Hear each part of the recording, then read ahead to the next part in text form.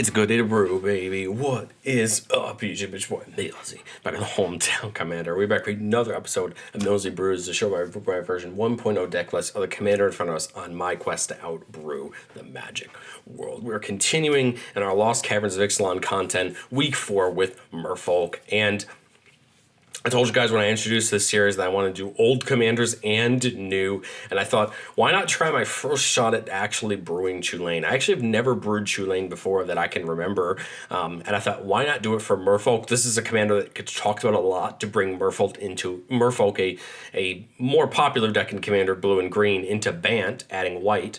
So I thought, why not bring it into Bant with Chulane? Chulane has an ability that works really well for what we're trying to do, and it's going to be kind of a continuation of the Hackball deck we looked at yesterday, because this is a +1/+1 counters deck as well. We're just adding white, and I'm going to kind of explain to you why we would want to add white, what are the things we get for white, and we'll talk about how the deck maybe looks a little bit different. But let's talk about Chulane first. Chulane is a 2 green, white, blue, 2/4 human druid with vigilance. Remember, we cast a creature spell, we draw a card, then we put a land from our hand onto the battlefield, not tap, just onto the battlefield. And then for 3 mana, we can return target creature to its owner's hand.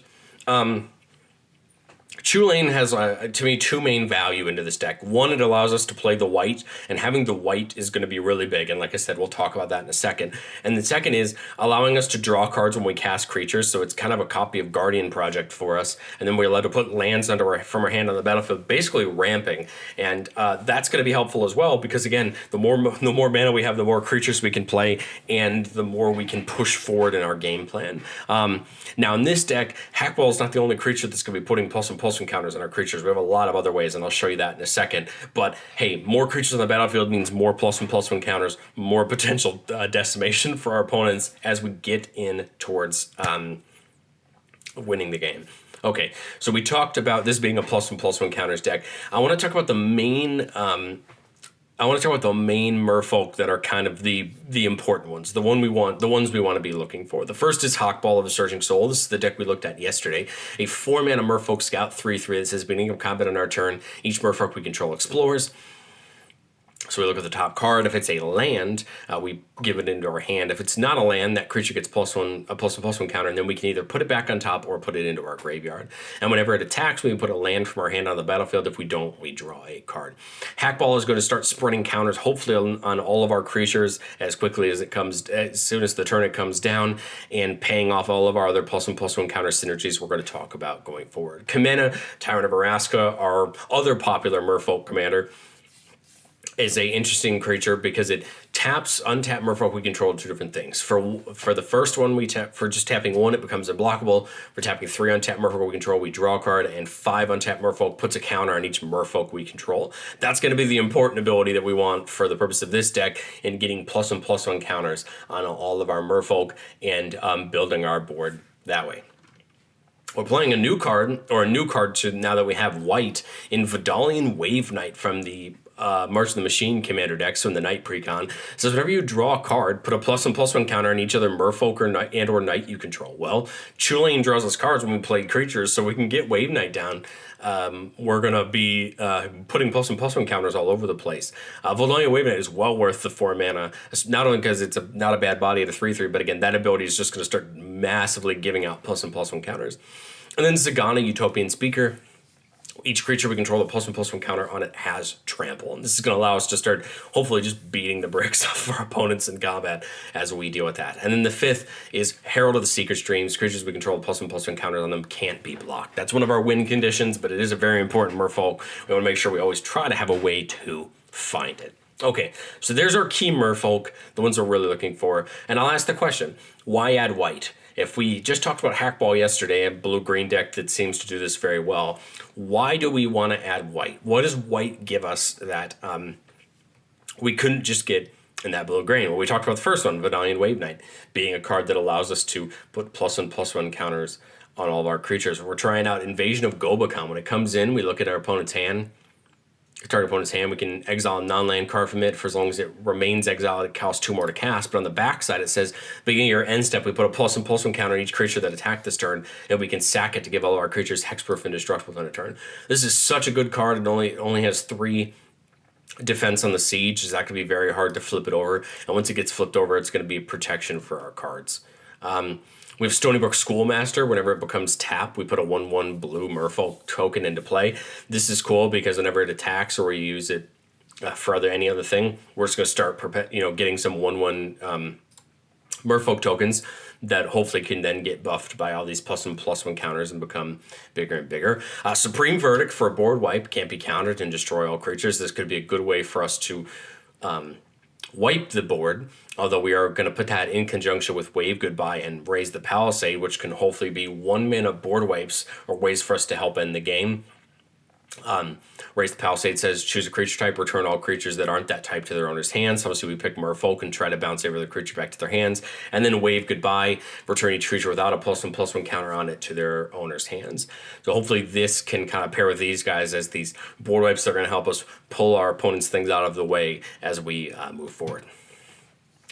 This deck I decided to add a couple more, I guess you would call them expensive cards since we're in 3 colors. And the first I decided to add was Enlightened Tutor. This is going to allow us to go get any enchantment or artifact in our deck and put it on top. And there's a couple really important ones we're going to talk about in a second. But we also add Swords of Plowshares, some really cheap exile removal, and then Unbreakable Formation. Most people may just look at Unbreakable Formation and say that's a 3-mana indestructible spell, but if we cast it during our main phase, we put a +1/+1 counters on all of our creatures, and they get Vigilance and then Indestructible. And that could be a way for us potentially to end the game if we can get a big attack in, and that +1/+1s are the extra things that can get us in for that attack. But the main reason I wanted to add white was for 3 enchantments that I think are going to help us with our +1/+1 counter game plan. Broker's Ascendancy at the beginning of each end step. Of our end step, sorry. We put a +1/+1 counter on each creature we control, and a loyalty counter on each Planeswalker control. We don't have any Planeswalkers in the deck. Every turn, we're getting a +1/+1 counter on all of our creatures.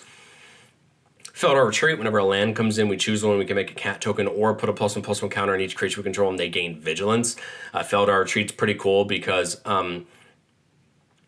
if multiple lands come in the same turn, which is possible with Chulane or Hawkball or any of these other things, well, now we're getting multiple counters per turn. Of course, we'll get multiple instances of Vigilance, but that won't matter. It's the counters that we really care about.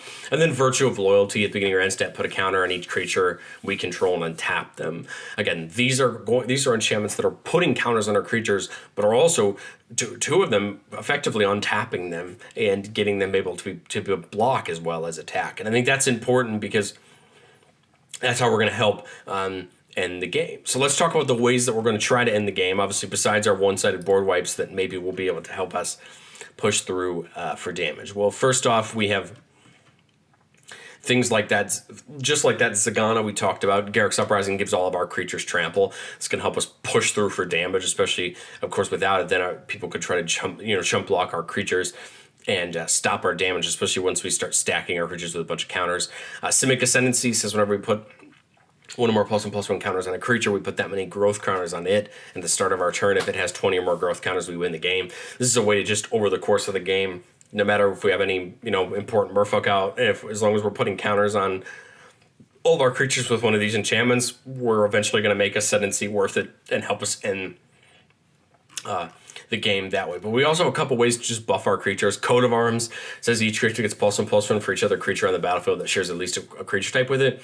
This is just going to massively buff all of our Merfolk, and the hope here is that while they have trample and these other things, this just makes them so big that we can help end the game that way. Herald of Secret Streams, like we talked about before, giving those creatures unblockable if they have +1/+1 counters on them. Mist Dancer gives all of our Merfolk flying, which I feel like is pretty important because then we can get them all into the air, make them harder for our opponents to block, and then they need to have flying blockers in order to block them. And then Wanderwine Prophets. When it comes in, we have to exile another Merfolk we control from the game. It says whenever it deals combat damage to a player, we may sacrifice a Merfolk. If we do, we take an extra turn. And it will not take very long with any of these other things we talked about and a Wanderwine Prophets on the board to probably just end the game within a turn or two. If we have a bunch of big creatures and trample, it's not going to take very long for Wanderwine Prophets to push us there. So as you can see, this is kind of the goal. Get the Merfolk down, and use Chulane's effect if we can to put extra lands onto the battlefield, get into these +1/+1 synergies, and just skyrocket our board upward as we move towards running over our opponent. Again, we still have Hackball. We have that Explorer mechanic in here since there's so much of it in the new set. We're taking advantage of some of the island walk stuff that Merfolk have as well. But really, this deck cares a lot more about the +1/+1 counters than just the Explorer. So instead of just the Explorer, we're pushing ourselves into the +1/+1 counters in general, which is going to be easy for us to pay off than just the Explorer, which is just a mechanic that's tied to certain creatures or certain colors. But okay, like I said before, just to cover it quickly, I am playing fetches and shocks in this deck. I wanted to do at least one deck where we up the power level a little bit, up the cost of the deck a little bit. So we are playing fetches, we are playing our triomes, we are playing Cavernous Souls. I just wanted to push the kind of cost of the deck up a little bit and see with maybe what that would do. Just to show an example, Hawkball didn't really need it being in 2 colors, whereas I think a 3-color deck here would be fun to show off what we can do, and we're still not even bad on a cost for this deck and what I think it can do. But okay. This is my version 1.0 deck list of the deck. There's going to be cards that didn't make it that I really thought about putting in. And so I just want to talk about a couple of those cards that if you're making a Chulane deck, Merfolk deck of your own, or if you have one, these are the kind of cards that I wanted to consider. I just couldn't find a slot for it. Eldami's Call searches the library for a creature and puts it into our hand and then shuffles our library. I did choose to put Worldly Tutor into the deck instead of Eldami's Call, just because we probably will almost always have a leftover mana to do on somebody else's turn to get one into our, on top of our deck that way. Eldami's Call does put it straight to hand, which could make it more beneficial in some situations. And in fact, I might even say that it might even just be worth putting it over Worldly Tutor if you think you're always going to have the extra mana. Unsettled Mariner is kind of an interesting card. It's a changeling, so it's a Merfolk, and it's every other type. And whenever you or permanent you control becomes the target of a spell and ability to opponent controls, counter it unless they pay 1. It just seems like a good 2/2 for 2 that's going to help protect our things, and I feel like that could be important. Mirari's Wake is a card I absolutely love. Creatures that we control get +1/+1, and then when we tap for a land for mana, add 1 mana of any type that land produced, basically tapping for double mana. That's something that can be important, and I think it's worth the 5 mana as we're pushing forward in the game. And then Overwhelming Stampede. Of course, Triumph of the Hordes would be strictly better, but I like Overwhelming Stampede because it gives the trample, and because we're in a deck where we're going high enough anyway, I just feel like it's going to be enough. Yes, Triumph of the Hordes is a strictly better card because of the infect, but some people just have mixed feelings on Triumph of the Hordes, and I think Overwhelming Stampede would be enough. But again, I think this deck's going to do fine without this due to just how much of that evasion and unblockability we have already. Well, let's play test a hand or two like we're doing now. It's been a ton of fun to do this, and I hope you guys enjoy this because this is almost my favorite part of the video. It's not just explaining the deck, but actually explaining it. All right, well, we have a fetch lands. We can go get our Triumph turn 1, which allows us to play Rampant Growth turn 2. I like this. We can get into the Banneret, and we just want to work our way up to 5 for Chulane. So we're going to crack and sack the Flooded Strand, paying a life, and we're going to go look for Spara's Headquarters. That's our Tri-land, and that's going to come in tapped. Turn 2, we can get no matter which land down, and we're going to play Rampant Growth to go get a basic land. I see a couple cards in our hand that have double blue, and we have that blue island in our hand, so I think I'm just going to go get a forest, and that comes in tapped. Turn 4, we see a Breeding Pool, which can come in for untapped if we pay 2 life, but tapped for blue or green. If we put the island in, we can't get Banneret and Master of Pearl Trident in. If I play the Breeding Pool, we can't either way. So I think what I'm going to do is put the Breeding Pool in tapped and play that Banneret just to make Merfolk a little bit cheaper. We could have played the Simic Ascendancy. Oh well, we already made the call, and that's okay. Next turn, get the island down. I think we dump Chulane down here. We can't play any other Merfolk this turn, but we just set up for the next turn where they're going to be a little bit cheaper because of the Banneret. And then we'll play out this turn. This will be what, turn 5? Turn 5. Let's see. We have enough mana to do the Historian and the Merfolk, the Pearl Trident. So we're going to do the Pearl Trident first, draw the card. We have no lands to put down, and we have 3 mana left. We can do the Historian, or we can do Kumena. In fact, I actually think I like Kumena better here. We'll play Kumena, draw a card. Again, no land. Jeez, ouch. 1 mana left, nothing we can do with it.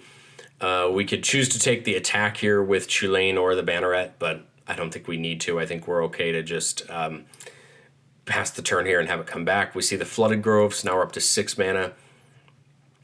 What I forgot to say is, so if we didn't tap any of our creatures, we were one Merfolk off getting a counter on all of them. But what we could have done is if we didn't attack with all of our creatures and we had them all up, let's say we would have drawn with Kumena by tapping 3 of them. So that was our draw, and this is our turn, our draw for the turn.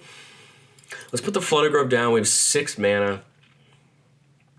I like the idea of the Coat of Arms. It could make our attack pretty lethal, but I think, again, we want to continue playing creatures so that we can get draws and put things down. So let's play the Deep Root Historian for 3, draw us a card, put the Path of Ancestry down tapped. We have 3 mana left. I could Worldly Tutor.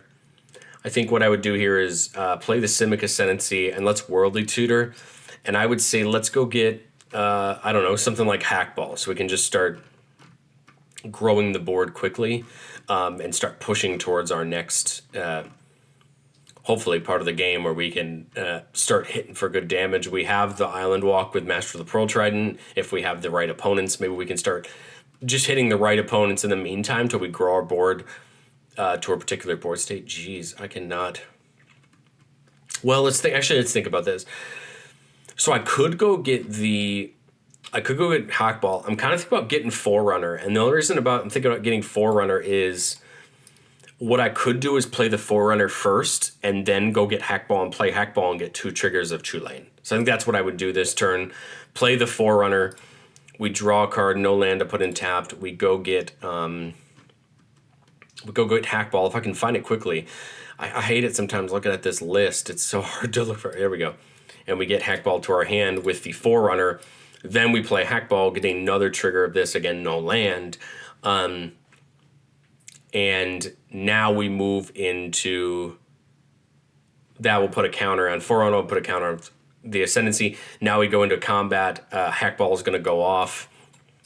We keep Copal on top with counters and everything. Maybe we take an attack, and now we're working towards that Ascendancy win. But I know what you guys think of Chulane Merfolk down in the comments. Again, it's interesting. It's playing off that plus and plus one strategy. If you don't like that about the Merfolk, I would be willing to submit that probably blue-green Merfolk aren't for you. But again, I have considered this because I felt like it might make it a little bit better. But again, with my Hackball deck, I want to kind of try to avoid it going too high up in power level. So I think I'm going to keep it as Hackball. But again, I think Chulane obviously has a lot of good reasons why it would be good. But let me know what you think of Chulane down in the comments, and I will catch you guys next time.